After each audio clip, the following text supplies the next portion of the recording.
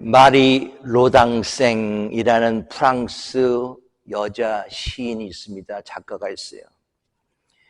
그 작가가 쓴 시 제목이 잊혀진 여자라는 제목인데요. 그 내용을 이렇게 보니까는 그 잊혀진 여자라는 것 대신 사람이라는 단어를 집어넣더라도 꼭 오늘날 살아가는 저희에게 꼭 맞는 그 시가 아닌가 해서 원래는 제가 사람이라고 붙이는 단어에 여자가 들어갔습니다. 그 시를 잠깐 소개해드리겠습니다. 이렇습니다. 권태로운 사람보다도 더 불쌍한 사람은 슬픔에 쌓인 사람이다. 슬픔에 쌓인 사람보다 더 불쌍한 사람은 불행을 겪고 있는 사람이다. 불행을 겪고 있는 사람보다 더 불쌍한 사람은 병을 앓고 있는 사람이다. 병을 앓고 있는 사람보다 더 불쌍한 사람은 쫓겨난 사람이다. 쫓겨난 사람보다 더 불쌍한 사람은 죽은 사람이다. 죽은 사람보다 더 불쌍한 사람은 잊혀진 사람이다. 마리 로당생의 잊혀진 여자라는 시에서 여자 대신 사람으로 집어넣어서 여러분들에게 소개시켜드렸습니다. 세상에서 가장 슬픈 사람이 어떤 사람이라고요? 잊혀진 사람이다 라고 이 시는 그렇게 얘기하고 있습니다. 그래서 어떤 분은 이렇게 말씀하시더라고요. 병 중에서 가장 무서운 병이 뭔지 아십니까? 암이요? 아닌데요.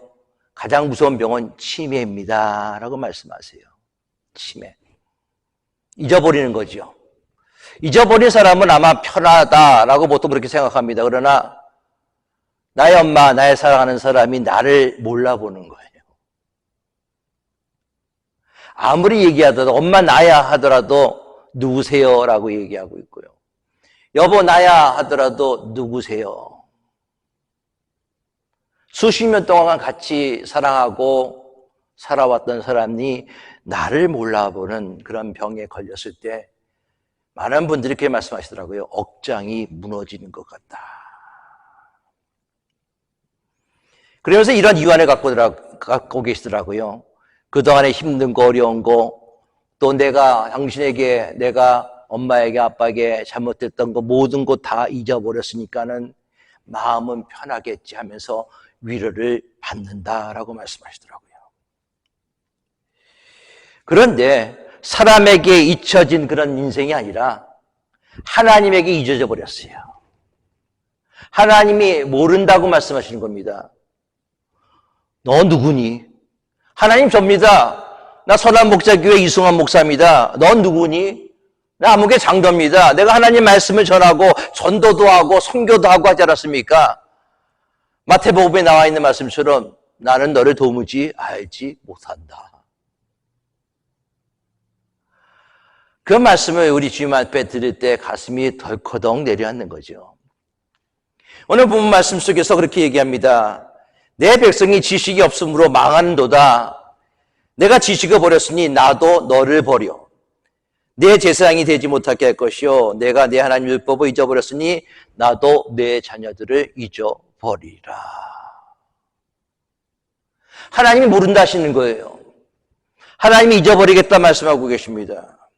이스라엘 백성이 율법을 잊어버렸기 때문에 너희들을 잊어버리겠다 말씀하시는 거예요. 너희가 나를 버렸기 때문에 나도 너희들을 버리겠다라고 말씀하십니다. 이스라엘 백성들은요, 진실도 없고 인애도 없고 하나님을 아는 지식도 없기 때문에 하나님께 버림받고 하나님께 잊혀진 존재가 되어버렸죠. 그래서 호세아는 그렇게 됐기 때문에 망한다라고 얘기하고 있는 겁니다. 망하게 되는 가장 큰 이유가 무엇인가? 오늘 본 말씀을 가만히 보면 이전에 있던 말씀도 마찬가지입니다. 바로 제사장의 타락 때문에 망한다라고 말씀하고 있어요. 하나님을 아는 지식을 가르쳐야 되고 성도들이, 백성들이 하나님을 올바르게 살아가도록 인도해야 될 제사장들이 타락해버렸고 그를 통해서 백성들이 하나님을 섬기기보다는 우상을 섬기는 그 일들이 일어나게 된 가장 근본적인 원인은 무엇인가? 호세아는 하나님은 제사장의 타락이다라고 얘기하고 있습니다. 제사장이 타락하니 이스라엘 백성이 망하게 되고 하나님께 버림받고 잊혀지게 되는 것이죠. 제사장이 하나님을 바로 알지 못하니까는 제사장이 아니고 제사장이 율법의 말씀을 제대로 가르치지 않기 때문에 이스라엘 백성들이 하나님 안에서 살아가지 못하고 있다는 것입니다. 어떤 분이 저한테 이렇게 말씀하시더라고요. 요즘 목사님들은 말씀을 너무 몰라요. 제가 그 말을 듣고 난 다음에 가슴이 덜커덩했습니다. 나는 하나님 말씀을 얼마나 많이 알고 있는가. 하나님 말씀을 그렇게 수십 번 읽었음에도 불구하고 나는 정작 하나님의 말씀을 제대로 알고 있는 목사인가. 물론 그렇게 말씀하시는 분에게 제가 속으로는 당신은 얼마나 많이 알고 있습니까? 라고 물어보고 싶은 그런 마음이 있지만 그렇게 하지 않았습니다. 왜? 그것은 바로 나를 향한 하나님의 말씀이기 때문에 그렇습니다. 백성들이 하나님의 바르지 알지 못하고 있기 때문에 제사장들이 타락하게 되는 거고, 제사장이 타락하니까는 이스라엘 백성들이 하나님 앞에 떠나게 된다는 것입니다. 하나님 말씀이 이렇게 이어집니다. 7절과 10절 말씀입니다. 그들은 번성할수록 내게 범죄하니 내가 그들의 영화를 변하여 욕이 되게 하리라. 그들이 내 백성의 속죄 제물을 먹고 그 마음을 그들의 죄악에 드느도다. 장차는 백성이나 제사장이나 동일함이라. 내가 그들의 행실대로 보라며 그들의 행위대로 갚으리라. 그들이 먹어도 배부르지 아니하며 음행하여도 수요가 늘지 못하나니 이는 여호와를 버리고 따르지 아니하였습니다. 7절에서 그들은 누구를 얘기합니까? 제사장을 이야기하고 있습니다. 제사장이 번성할수록, 제사장이 많아질수록 하나님께 더 범죄한다는 거예요. 여러분들 제사장이 많으면 더 좋겠지요. 그렇죠? 제사장이 많으면은 예배드리기가 더 쉽습니다. 내가 죄를 지었을 때 많은 제사장을 통해서 하나님께 더 가까이 나아갈 수가 있습니다. 좋은 것이죠. 그러나 그것도요, 올바른 제사장이어야 된다는 것이죠. 거짓 제사장의 숫자가 증가할수록 더 거짓 교리만 증가할 뿐입니다. 제사장이 많아지면 많아질수록 하나님께 짓는 죄가 더 많아진다라고 하나님이 탄식하고 있어요. 이 말씀은 오늘날 우리에게도 적용될 수가 있습니다. 한국교회는 너무나 많은 목사님들이 계십니다. 많은 목사님들 가운데 속에서 무임 목사님들 이렇게 얘기합니다. 사역을 안 하시는 목사님들이 상당히 많이 계시죠. 성직자라고 불리는 사람들이 하나님을 알지 못하는 세상 사람들보다도 더 도덕적으로 타락하고 윤리적으로 문제가 많으며 세상 사람보다 더 세속적인 목사님들이 상당히 많이 있습니다. 이 지경이 된 이유가 무엇인가? 한국교회, 이민교회가 이렇게 된 이유가 무엇인가? 영적 리더가 없어서가 아닙니다. 매년 수많은 목사님들이, 젊은 목사님들이 신학기를 통해서 한국에서 배치되고 있습니다. 물론 미국도 마찬가지입니다. 신학기를 졸업하고 안수받고 양들을 먹이겠다고, 그리고 하나님의 놀라운 꿈을 가지고 나오고 있지만 실상 하나님이 원하시는 그런 목사님들은 그렇게 많지 않다. 저는 그렇게 생각합니다. 물론 이 이야기라는 저 자신도 부끄러운 마음으로 이야기를 합니다. 악을 꼴짝 빈들에도 복음 들고 나가리라. 이름 없이 빚도 없이 감사하며 섬기리라고 생각하시는 목사님들이 얼마나 될까요? 저는 기성교회에 계시는 목사님들에게 한번 여쭤보기를 원합니다. 목회 한 교회에서 20년, 30년을 했는데 하나님이 말씀하셨기 때문에 내가 나아갑니다. 교회를 그만둡니다. 악을 꼴짝 가겠습니다. 빈들에 가겠습니다. 라고 결단하면서 나갈 수 있는 목사님들이 과연 얼마나 될까요? 물론 그런 분들도 계십니다. 제가 아는 친구 목사님 중에서 그런 분도 계셨습니다. LA에 계셨던 동양선교교회 목사님이 그런 분 중에 한 명이죠. 잘 나갔던 교회 그만두고 선교사로 나간 그런 모습들. 물론 그런 목사님도 계십니다. 이름 없이 빚도 없이 감사하면서 나가시는 목사님도 계십니다. 그러나 많은 목사님들이 복지부동, 이것은 여러분들 어떠한 직장에서만 해당되는 것이 아니라 교회 안에서도 복지부동의 모습을 가지고 목회하시는 분도 많이 있다는 것이죠. 특히 이민 신학교에서는 종종 신분 유지를 위해서 신학교에 다니시는 분들도 많습니다. 제가 이 말씀을 하는데 참 두렵고 떨리는 마음으로 말씀을 드립니다. 잘못 오해할 수도 있기 때문에 그렇습니다. 그런데 신학교 간다면 하나님의 말씀을 가지고 분명히 하나님이 주시는 그런 꿈을 가지고 비전을 가지고 소명을 가지고 신학교 가야 되겠죠. 그러나 어떤 분들은 간혹 자기의 신분 유지를 위해서 신학교를 다니시는 분도 제가 봤습니다. 물론 불법 체류자보다도 합법적인 신분을 유지하는 것이 좋지만은 신학교는 신분 유지를 위해서 다니는 데가 아니라는 것을 다시 한번 말씀드리기를 원합니다. 저는 나이가 좀 드신 믿음이 좋은 분들, 특히 믿음이 좋은 분들이 하나님 앞에 소명받고 신학교 가서 공부하시는 분들도 봤습니다. 그런데 저는 제 개인적인 생각입니다. 믿음이 좋고 나이가 좀 드신 우리 평신도 분들은 신학교 안 갔으면 좋겠다라는 생각이 저는 더 많습니다. 그냥 평신도로서 하나님 안에서 열심히 받은 직분을 가지고 집사로, 권사로, 장로로, 평신도로 섬길 수 있기를 바라겠습니다. 신학교 가서 신학교 졸업하고 난 다음에 목산수를 받아야 되는데 목산수 받고 난 다음에 가야 될 곳이 없는 거예요. 많은 평신도 장로님 권사님들 제가 뵀습니다. 어떻게 보면 목사보다도 더 뛰어난, 목사보다도 말씀을 더 많이 알고 목사보다도 말씀을 더 사랑하고 능력대로 사용받는 놀라운 평신도들을 저는 많이 봤습니다. 여러분들이 그런 분들이 되기를 원합니다. 굳이 신학교 안 가셔도 됩니다. 종종 목사님 중에서 영주권 때문에 교회에서 계시는 분들도 있습니다. 그 목사님이 미국에 계셔야 되는 것이 하나님의 뜻이겠죠. 그러나 그런 목사님들 대상으로 교회에서 5년 동안 묶어놓고 돈 장사하는 교회도 봤습니다. 그 교회는 지금 없어져 버렸어요. 시카고에 있는 교회입니다. 교회는 목사님 영주권 주기 위해서 목사님을 붙드는 곳이 아닙니다. 교회를 자신의 꿈을 이루는 성공 무대로 여기는 사건 목자들이 넘쳐나고 하나님을 알지 못하고 예수 그리스도의 십자가의 길이 무엇인지 알지 못하는 가짜 목사들이 있기 때문에 오늘날 교회들이 어려움을 겪고 있다는 것입니다.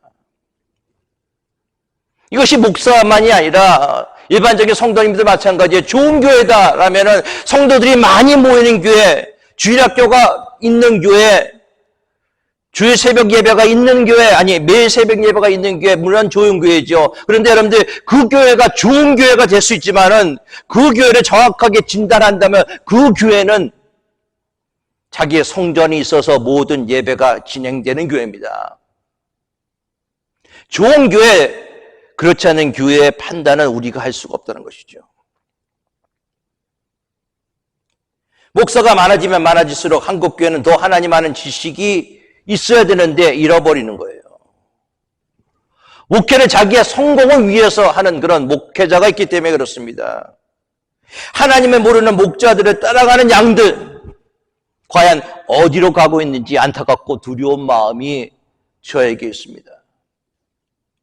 수많은 교인들에게 지지를 받고 크고 웅장한 교회 건물을 짓고 설교와 책으로 수많은 사람들에게 영향력을 끼친다고 해서 그 사람이 과연 하나님 앞에 크게 쓰인다고 여러분들 그렇게 장담할 수 있겠습니까? 제가 책을 안 냈기 때문에, 제가 작은 교회 목사이기 때문에 이런 말씀을 드리는 것은 결코 아닙니다. 저의 포인트는 이것입니다. 너무나 많은 사람들이 하나님의 관점과 하나님 나라의 기준을 잃어버리고 세상과 전혀 구별되지 않는 눈으로 살아가기 때문에 그렇습니다. 철저하게 인간적인 관점이고 세상적인 관점입니다. 엄밀히 말한다면요, 수만 명의 교인을 건드리고 있는 목사님이나 시골 작은 교회에서 이름 없이 빚도 없이 섬기는 집사님이나 다를 바가 전혀 없습니다. 하나님의 관점에서 그렇습니다, 여러분. 하나님의 백성이 하나님을 알지 못해서 망합니다. 그리고 하나님의 말씀을 선포하고 하나님의 말씀으로 하나님 앞에 가르치는 사명받은 자들이 하나님의 말씀을 올바르게 가르치지 못하기 때문에 오늘날 한국교회가, 이민교회가 이런 어려움을 가지고 있다는 거예요. 제사장들은 하나님께 드리는 제사보다도 하나님께 드리는 제물, 무슨 말씀인지 아시겠어요? 제사장은 하나님께 드리는 제사보다 하나님께 바치는 제물에 더 관심을 가지고 있었습니다. 제사장도 자신이 거룩해야 되고 백성도 거룩하게 하도록 살아가고, 당신은 더 이상 죄를 짓지 마세요. 회개하기 위한 이 죄의 예물을 바치지 마세요. 아마 그렇게 얘기해야지만 정상일 거예요. 그렇죠? 그런데 오늘 4장 8절 봅시다. 4장 8절. 저희가 내 백성의 속죄 제물을 먹고 그 마음을 저희의 죄악에 드는도다. 백성이 죄를 짓는 것을 제사장이 기뻐했다는 거예요. 기뻐한 이유가 뭔지 아세요? 오늘 호세아 4장 8절에 보면은, 죄를 지으면은 여러분들 속죄제를 짓기 위해서 번제를 갖고 오잖아요. 양을 갖고 옵니다. 소를 갖고 옵니다. 비둘기를 갖고 옵니다. 자, 죄를 지으면 제물을 가지고 제사를 드리는데 이 제물을 다 태우는 게 아니에요, 여러분. 제사장의 목이 있습니다. 제사장의 목은 갈비하고 뒷다리예요. 이것이 제사장의 목입니다. 그렇기 때문에 이것도 그냥 가져가는 것이 아니라 자기가 받았으면 그것을 가지고 하나님 앞에 흔듭니다. 그러면서 제사장이 그 몫을 받는 거죠. 제사장은 여러분 땅이 없습니다. 이스라엘 민족들이 드리는 헌금, 요즘 말하는 헌금으로 살아가는 거예요. 11조로 살아가는 거죠. 자, 백성이 죄를 지으면은 제물을 가지고 옵니다. 역사적으로 본다면 죄를 많이 지으면 지을수록 제사장이 먹을 것이 더 많다는 거예요. 아시겠어요, 여러분? 그러니까 제사장이 기뻐하는 것입니다. 저 많은 백성들이 오는데, 지난주에는 1명 왔는데 이번 주에는 10명이 왔어. 10명이 제사를 지내러 오는 거예요, 하나님께. 그러면 제사장 몫이 더 많아지는 것입니다. 그것 통해서 기뻐했다라고 얘기하고 있는 것입니다. 자기 수입이 생긴다는 탐욕 때문에 백성이 죄 짓는 것을 좋아하고 죄를 짓도록 조장했다는 것입니다. 그들은 겁만 제사장이었어요. 그것이 8절의 내용이에요. 9절 말씀입니다. 장차는 백성이나 제사장이나 동일함이라. 백성이나 제사장들 하나님 앞에 심판 자리에 똑같은 자리였습니다. 똑같이 그 죄값에 대해서 하나님이 판단을 하실 것입니다. 저는 여기 말씀 보니까는 백성이나 제사장이나 동일함이라. 차이가 없는 거예요, 여러분. 목사나 평신도나 네가 목사야 그럼 나도 목사 돼. 그 정도라면 나도 목회. 아마 일반 백성들의 모습이 네가 제사장이야. 아무나 다 제사장 하지. 그런 마음이 있다는 것이죠. 차이가 없는 거예요. 그들이 먹어도 배부르지 않고 아무리 음행하여도 자손이 늘지 않습니다. 다른 신을 섬기려고 하나님을 배반했기 때문에 하나님 앞에 심판을 피할 길이 없는 거예요. 자신이 스스로 아무리 하나님 백성이라고 말을 한다 하더라도, 자기가 제사장이라고 말을 한다 하더라도 그것을 증명해야 돼요. 뭘 통해서? 삶을 통해서 증명해야 되는데 증명할 길이 없는 거예요. 하나님께서는 우리의 행실대로, 우리의 행위대로 분명히 심판하실 것입니다. 우리가 우리의 삶을 통해서 우리의 믿음이 나타나야 돼요. 빛과 소금의 역할을 감당해야 되는데 다른 사람이 나를 보고 빛이 보여야 되고 다른 사람이 나를 보고 난 다음에 세상에 썩어지는 곳 속에서 나를 통해서 새로움을 느껴야 된다는 것입니다. 우리가 교인이고 성도고 집사고 장로고 목사고 선교사이기 때문에 심판을 면하는 것이 아니라 진정으로 예수 그리스도를 믿었는지 예수를 안 믿었는지 그것을 통해서 우리에게 심판이 있다는 것이죠. 그리고 또한 우리가 예수를 믿었다면 그 믿음의 행위를 통해서 우리가 보여줄 수 있어야 된다는 것입니다. 목사가 부패하고 성도들이 부패하면 교회가 부패합니다. 교회가 부패하면 사회가 부패하도록 되어져 있습니다. 교회가 바로 서 있으면 사회가 부패하지 않습니다. 왜? 교회는 이 사회의 소금이고 이 사회의 빛이기 때문에 그래요. 신앙이 부패하면요 모든 윤리가 부패하게 되어졌습니다. 그 결과가 오늘 본문 11절부터 14절까지 나와요. 11절부터 14절 말씀. 제사장이 부패해서 백성의 신앙생활이 아주 엉망이 되어버렸습니다. 음행을 행하고 포도주에 취하게 된다라고 얘기하고 있어요. 분별력이 없는 거죠. 또 음행과 포도주에 취하게 되면은 분별력을 상실하게 되고 하나님을 섬기기 힘듭니다. 분별력이 없기 때문에 오늘 말씀 보세요. 내 백성이 나무를 향하여 묻고 그 막대기는 저에게 구하나니. 하나님 앞에 구하고 하나님 앞에 물어야 되는데 막대기에게 구한다라고 얘기하고 있어요. 그리고 그 막대기는 저에게 얘기한다. 제사장이 이스라엘 성도들이 백성들이 분별력이 없기 때문에 백성이 나무한테 가서 점을 칩니다. 나무한테 가서 여러분들이 한국에 그 나무 있죠? 이렇게 나무 성황당이라고 그러나요? 나무에 가서 비는 거예요. 내 자식이 이번에 대학에 붙겠습니까? 이 비즈니스가 성공할 수 있을까요? 나무한테 가서 점을 칩니다. 여러분들 2010년 월드컵 지금 한국에서는 아시안게임이 진행되고 있는데 중국에서는 2010년 월드컵 남아공 월드컵이라고 제가 알고 있습니다. 그 월드컵에 아주 신기한 일이 하나가 있었습니다. 그것은 문어, 옥토퍼스의 문어. 문어가 누가 그 경기에서 이길 것인가 점을 치는 거예요. 뭔 난리가 났었습니다. 그때 당시에. 문어가 점치는 족족 다 맞아떨어져요. 그렇기 때문에 기사거리가 막 됐습니다. 그런데 그 문어가 죽었어요. 그 문어가 죽으니까는 그 문어상을 만들고 그리고 영국 기념한다는 별짓을 다 하고 있었습니다. 그때 당시에. 여러분, 인간들의 모습이 바로 그런 모습이에요. 이스라엘 민족들이 바로 그런 일들을 했습니다. 오늘날도 마찬가지의 모습이죠. 내 백성이 남을 향하여 묻고 그 막대기는 저에게 구하나니 이는 저희가 음란한 마음에 미혹되어 그 하나님 수하를 음란하듯 떠났습니다. 음란한 마음에 미혹이 되었다라고 얘기하고 있어요. 음란한 영에 미혹이 되었다는 거예요. 더 나아간다면 사탄에게 유혹당하겠다라고 얘기하고 있습니다. 사탄의 종이 되면 안 되는 거죠. 사람이 하나님을 버리는 순간, 창조주 하나님을 버리는 순간 사탄의 영에 사로잡힐 수밖에 없습니다. 그렇기 때문에 그들은 산꼭대기 언덕뿐만 아니라 푸른 나무가 있는 그늘 아래서 자연스럽게 음행을 저지릅니다. 산에 올라가서 나무 밑에서 제사를 지내는 이유가 뭐예요? 오늘 본 말씀 보니까 그늘이 졌기 때문에 좋다라고 얘기하고 있어요.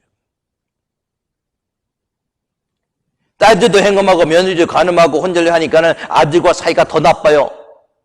더 나쁜 똑같은 짓을 하고 있습니다. 모든 사람들이 다 나쁜 사람이고 모든 사람이 하나님을 떠난 사람이기 때문에 호세아서는 그 마지막에 결론을 이렇게 얘기합니다. 4장 14절이에요. 깨닫지 못하는 백성은 망하리라. 하나님이 이스라엘에 대한 영적 진단을 내립니다. 마치 아픈 사람들이 몸이 아파갖고 암에 걸렸던 어떤 병에 걸려갖고 수술하게 됐습니다. 의사가 수술대 위에 그 사람을 딱 눕혔어요. 배를 쫙 갈라봅니다. 안 되겠네 하면서 배를 닫아버리는 거예요. 수술할 수가 없는 거죠. 너무나 진전이 됐기 때문에. 손을 댈 수가 없는 것입니다. 그거랑 똑같은 거예요. 그 정도로 이스라엘 죄가 퍼져 있다는 것입니다. 이런 이유로 하나님 내신 결론은 그들을 있는 그대로 싸서 다른 곳에 버리시겠다라고 얘기하고 있어요. 그것이 하나님의 진단이에요. 오늘 하나님이 우리를 보고 난 다음에 그런 진단을 내리면 어떻겠습니까? 하나님 우리의 속까지 다 아시는 분이에요. 딱 열어보니까 안 되겠네 닫아버리는 거예요. 15절 19절은 일종의 삽입된 단락입니다. 선지자는 남유다에게 북이스라엘의 가증한 행위를 본받지 말고 그들과 교제하지 말라라고 명하고 있어요. 저는 15절 19절이 너무나 은혜가 되더라고요. 왠지 아세요? 이스라엘 민족은 이렇게 부패하고 타락했고 하나님을 떠났지만은 유다 너만은 그러지 말자. 이 말씀이 오늘날 우리에게 주신 말씀 아닙니까? 다른 사람들은 다 부패하고 다른 사람들은 다 세상에 떠나고 세상과 함께 나갔다 하더라도 너만은 승하나 너만은 하라고 남에게 너만은 그러지 말자. 하나님이 그렇게 말씀하시는 거예요. 15절 말씀 봅시다. 이스라엘아 너는 음행하여도 유다는 죄를 범하지 못하게 할 것이라. 너는 길갈로 가지 말고 베다인으로 올라가지 말며 여호와의 사심을 두고 맹세하지 말지어다. 북이스라엘을 음행하여도 남유다는 죄를 범하지 못하게 할 것이라. 너만은 타락의 길로 걸어가지 말라. 하나님이 말씀하시는 거예요. 그러면서 세 가지를 하나님이 호소하십니다. 첫 번째는, 두 번째는 길갈과 베다인으로 가지 말래요. 길갈은 굴러간다라는 그 뜻이 있습니다. 이스라엘 민족들이 출애굽하고 난 다음에 제일 먼저 그곳에서 여러분 뭐를 한지 아세요? 할례를 베풀었어요. 하나님의 자녀인 것을 인증한 할례를 베푼 장소가 길갈입니다. 그런데 거기에 가지 말라는 거예요. 왜? 하나님의 백성인 것을 인친 그 장소가 하나님의 멀리하고 우상 숭배 도시가 되어버렸다는 것이죠. 벳아웬 문자적인 의미입니다. 사악의 집이에요. 그 뜻은 벳아웬 사악의 집, 허무의 집입니다. 근데 이것은 벳의 하나님의 집이죠. 하나님의 집이 벳아웬으로 바뀐 거예요. 아브라함이 가나안에 처음 단을 쌓은 곳이고요. 야곱이 돌베개로 단을 쌓고 예배드렸던 곳입니다. 하나님의 집이라고 일컫던 베델이 뭘로 바뀌었어요? 벳아웬으로 바뀐 거예요. 사악의 집, 허무의 집, 그것에 올라가지 말라라고 얘기하고 있습니다. 이 말씀 무슨 말씀인가? 우리로 하여금 하나님은 죄를 지을 수 있는 그런 가능성에서 조금이라도 노출시키지 말라는 거예요. 세 번째로 뭐라고 말씀하십니까? 여호와의 사심을 두고 맹세하지 말지어다.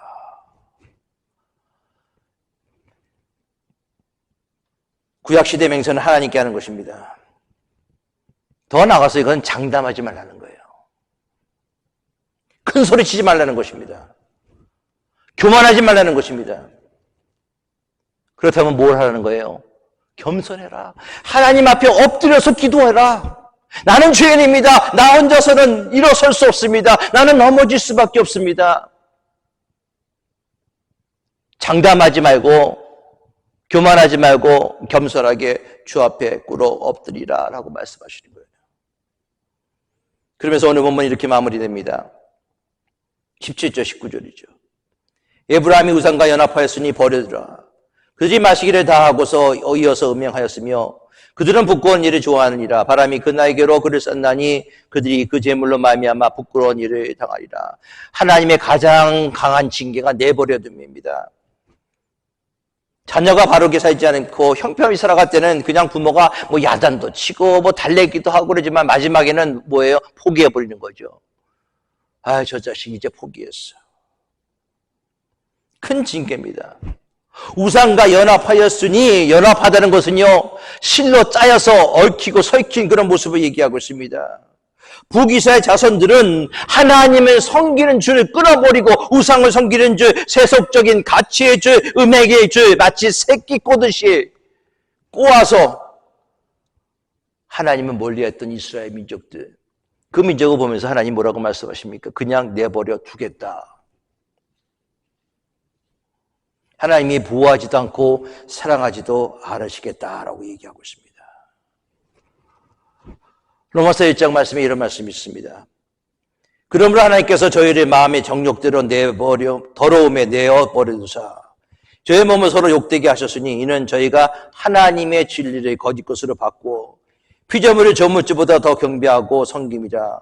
주는 곧 영원히 찬송하시리로다. 아멘. 이를 인하여 하나님께서 저희를 부끄러운 욕심에 내어버려 두셨으니. 의사가 선고하는 거죠. 치유 불가능. 이제 사실 날이 얼마 남지 않았습니다. 준비하시기 바라겠습니다. 내버려 두는 거예요. 아무리 책망해도 듣지 않는 이들에게 마음대로 하라 하나님 말씀하시는 거예요. 그래, 네 마음대로 한번 해봐. 여러분들 그렇게 말씀하신 건 정말 하나님이 마음대로 해라라고 말씀하시는 것이 결코 아니죠. 우리가 자녀에게 그래, 네 마음대로 한번 해봐 라고 말하는 것은요, 네 마음대로 해봐도 소용없으니까는 회개하고 돌아와, 그 말이에요, 여러분.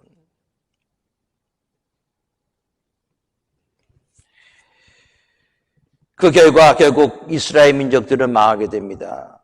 오늘 19절 말씀에 바람이 그 나에게로 저를 쐈나니 큰 폭풍으로 나라가 멸망될 거라라는 그런 의미입니다. 결국 이스라엘은 아수르라는 거대한 폭풍에 의해서 멸망당하게 되어졌습니다. 오늘 본문에서 호세아 선지자가 이렇게 피 맺힌 호소를 하는 이유가 무엇인가? 하나님이 잔치를 베풀어 놓고 계세요. 모든 사람을 초청하고 있습니다. 그런데 많은 사람들이 핑계가 있어요. 나는 소를 샀습니다. 나는 차를 샀습니다. 나는 이스라엘 가야 됩니다. 나는 이런 이유 때문에 그 잔치에 참석하지 못하겠습니다.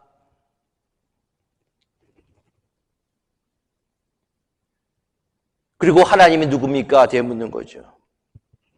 오늘 16절 말씀 보면은 그들의 모습을 완강한 암소처럼 강하다라고 얘기하는 거예요. 우리의 힘으로는 이길 수 없어요. 여러분들, 죄는요, 우리의 힘으로는 이길 수 없습니다. 그래서 하나님이 필요한 거예요. 하나님께 엎드릴 수 있게 바라겠습니다. 하나님께 기도할 수 있게 바랍니다. 하나님, 저는 연약한 존재입니다. 하나님 없으면 한순간도 살아갈 수 없는 존재의 모습입니다. 죄로부터 나를 건져 주시옵소서. 그렇게 엎드림이 여러분 최고의 축복임을 분명히 아실 수 있게 바라겠습니다. 주님 앞에 엎드려 사는 여러분들이 되시기를 예수 그리스도의 축원합니다. 말씀 마칩니다. 오늘 본문 6절 말씀 다시 읽어드립니다. 내 백성이 지식이 없으므로 망하는도다. 내가 지식을 버렸으니 나도 너를 버려 내 제사장이 되지 못하게 할 것이요. 내가 내 하나님의 율법을 잊었으니 나도 내 자녀들을 잊어버리라. 성경에서 영생은 무엇인가? 라고 했을 때 영생에 대해서 이렇게 얘기합니다. 영생은 그 유일하신 참 하나님과 그 아들 예수 그리스도를 아는 것이다 라고 얘기하고 있어요. 예수를 알지 못하면, 하나님을 알지 못하면 영생을 받을 수가 없고, 하나님을 버리면 영생의 길로 들어갈 수가 없습니다. 망하는 길로 가는 거죠. 제사장의 경우는 지식을 버렸기 때문에 더 이상 제사장이 되지 못하게 하신다 말씀하셨어요. 하나님의 백성도 지식을 버렸기 때문에 하나님께서는 그들을 잊어버리겠다 말씀하십니다.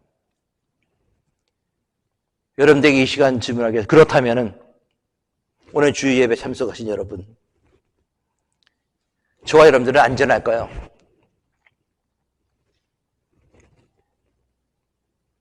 주일 예배 참석하여 말씀 듣고 배우고 성도의 교제를 나누는 우리는 과연 안전지대에 있을까요? 누가복음은 만약에 여러분이 안전한 곳에 있다 하면은 여러분들이 그 기들을 산산조각으로 무너뜨려 버립니다. 누가복음 13장 24절 27절 말씀 읽습니다. 좁은 문으로 들어가기를 힘쓰라. 좁은 문으로 들어가기를 힘쓰라.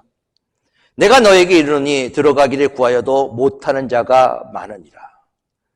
집주인이 일어나 문을 한 번 닫은 후에 너희가 밖에 서서 문을 두드리며 주여 열어주소서 하면 저가 대답하여 이르되 나는 너희가 어디서 온 자인지 알지 못하느라 하리니 그때 너희가 말하되 우리는 주 앞에서 먹고 마셨으며 주는 또한 우리 길거리에서 가르치셨나이다. 저가 너희에게 일러 가라사대 나는 너희가 어디서 왔는지 알지 못하노라. 행악하는 모든 자들아 나를 떠나가라 하리라. 여러분, 우리가 알고 있기 때문이 아니죠. 배우지 않아서가 아닙니다. 하나님께서, 예수님께서 내가 너를 제자로 인정하지 않겠다 말씀하시는 거예요. 왜? 가르침대로 살아가지 않았기 때문에. 내가 알고 있는 하나님 말씀대로 살아가고 있지 못하기 때문에 내가 너를 인정할 수 없다라고 말씀하시는 거예요. 가르침을 받았어도 그 가르침대로 행하지 않는 삶을 살지 않으면 내가 너를 인정할 수 없다라고 말씀하시는 것입니다. 오랜 기간 교회 생활이, 오랜 기간 폭넓은 교우 관계가 우리가 믿는 자의 기억 속에 분명히 이 사람은 이런 사람이다라고 생각할 수 있겠지만은 그것이 결코 구원으로 갈 수 있는 길은 아니라는 것이죠. 우리가 눈에 보이는 업적, 성취가 분명히 있다 하더라도 그것이 하나님의 구원으로 갈 수 있는 도구가 될 수는 없는 것입니다.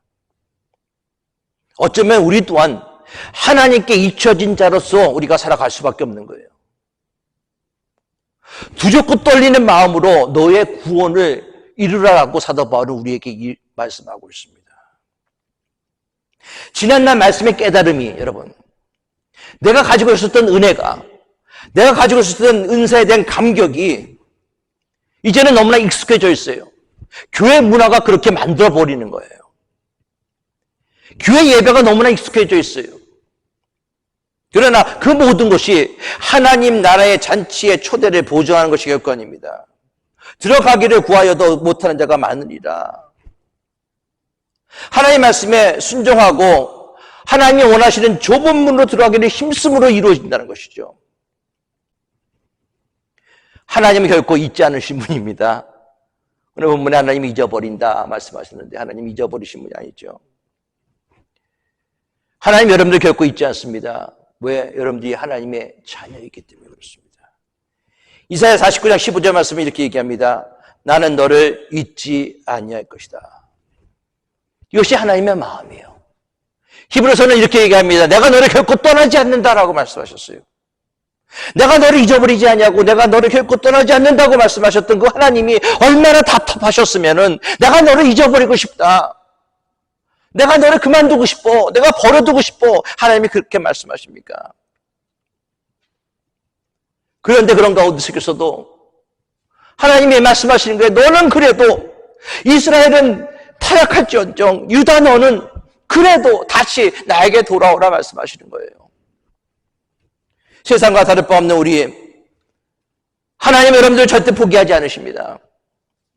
여러분들 붙으실 것입니다. 끝까지 붙으실 것입니다. 그런 하나님을 붙을 수 있는 여러분들 모습 될 수 있기를 바라겠습니다. 끝까지 믿음의 길을 내가 가다가 넘어지는 때가 분명히 있어요.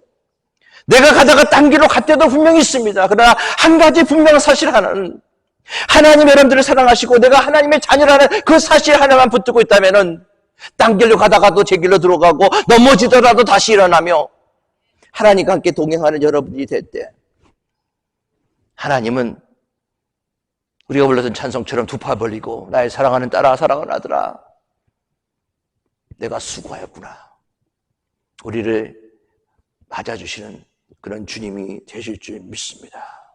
그런 은혜로 살아가는 저와 여러분들의 모습이 될 수 있기를 예수 그리스도의 이름으로 축원합니다. 아버지 하나님,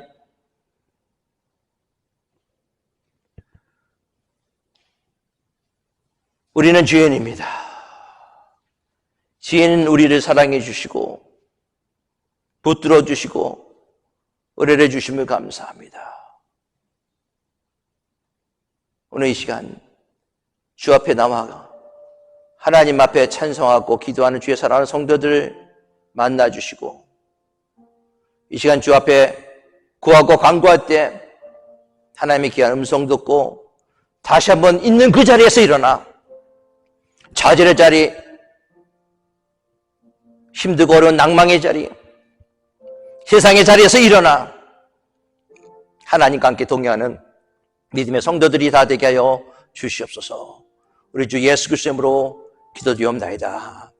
아멘.